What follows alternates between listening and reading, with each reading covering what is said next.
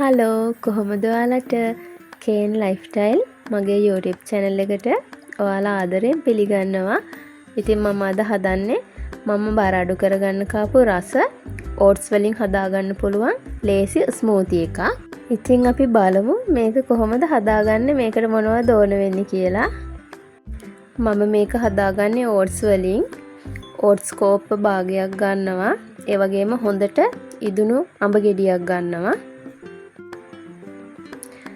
තව මම මේකට යෝගට් එකක් එකතු කරගන්නවා. මේක අත්‍යවශ්‍යම නෑ, ඔයගොල්ලෝ කැමති නම් එකතු කරගන්න පුළුවන්. ඒ වගේම මම මේකට ෆ්‍රෙෂ් මිල්ක් කෝප්ප එකක් එකතු කරගන්නවා. තව වැනිලා තේ හැඳි එකක්.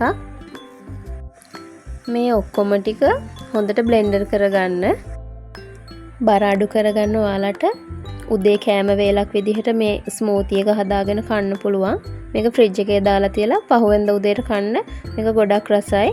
මම මේකට චියා සීඩ් ටිකක් දාගන්නවා උඩින්. ඒ වගේම මී පැණි ටිකකුත් දාගන්න. ඔයගොල්ලෝ කැමති දෙයක් දාලා මේක රස කරගන්න පුළුවන්. ඉතින් මේ විදිහට කාලා රසට කන්නත් පුළුවන්, බර අඩු කරගන්නත් පුළුවන්.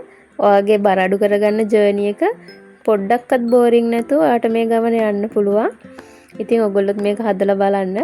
එහෙනම් තවත් අලුත් වීඩියෝ එකකින් මම ඔයාලව හම්බ වෙන්න එන්නම්. එහෙනම් බොහොම ස්තුතියි මගේ channel එකත් එක්ක එකතු වුණාට.